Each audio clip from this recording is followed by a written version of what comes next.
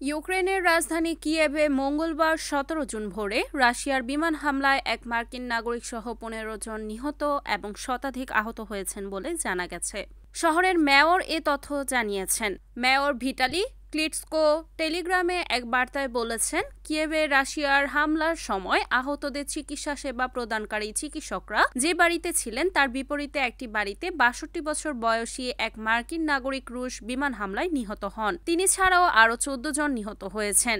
Klitschko আরও বলেন, রাশিয়ার ইউএভি তখনও ৩ দিক থেকে শহরের দিকে এগিয়ে আসছে। ক্ষেপণাস্ত্রের হুমকিও রয়েছে। তিনি আশ্রয়স্থল ত্যাগ না করার পরামর্শ দেন। কিয়েভ নগর সামরিক প্রশাসনের প্রধান টাইমুর তাকাচেঙ্কো বলেছেন, রাজধানী বর্তমানে শত্রুদের সম্মিলিত আক্রমণের মুখে। তিনি আরও বলেন, রাশিয়ানরা ক্ষেপণাস্ত্র এবং স্ট্রাইক ড্রোন ব্যবহার করছে। ইউক্রেনের প্রেসিডেন্ট ভলোদিমির জেলেনস্কির chief of staff Andriy Yermak কিয়েভের আবাসিক ভবনগুলোতে রাশিয়ার হামলার নিন্দা জানিয়ে টেলিগ্রামে বলেছেন, মস্কো বেসামরিক নাগরিকদের বিরুদ্ধে যুদ্ধ চালিয়ে যাচ্ছে। মার্কিন যুক্তরাষ্ট্রের যুদ্ধবিরতিতে মধ্যস্থতার প্রচেষ্টা সত্ত্বেও মস্কো ইউক্রেনের ওপর তার আক্রমণ অব্যাহত রেখেছে। Desk report, NAN TV।